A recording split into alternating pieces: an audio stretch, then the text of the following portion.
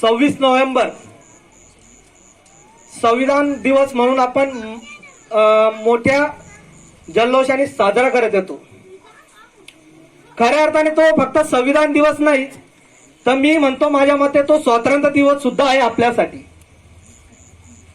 त्याचं कारण असं,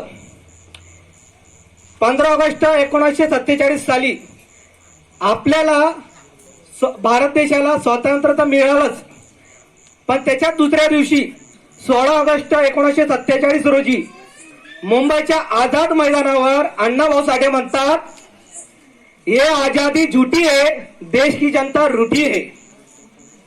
खऱ्या अर्थाने डॉक्टर बाबासाहेब आंबेडकरांनी 26 नोव्हेंबर 1949 साली भारतात राज्यघटना अंमलात आली.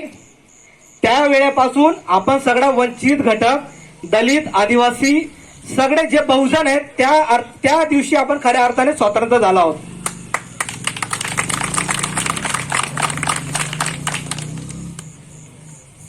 ऑल इंडिया पॅंथर सेना ही फक्त एकच संघटना नाहीये, हा एक मोठा परिवार आहे.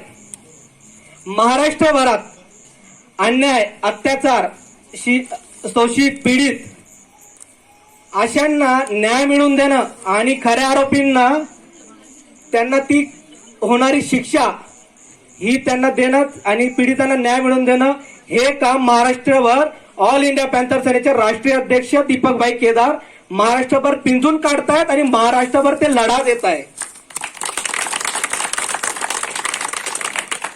पॅंथर सेना, ऑल इंडिया पॅंथर सेना ही संघटना स्वतःची ठिणगी भरायचं काम करत नाही, बाबासाहेबांच्या नावावर कधी पैसा कमवण्याचं काम करत नाही.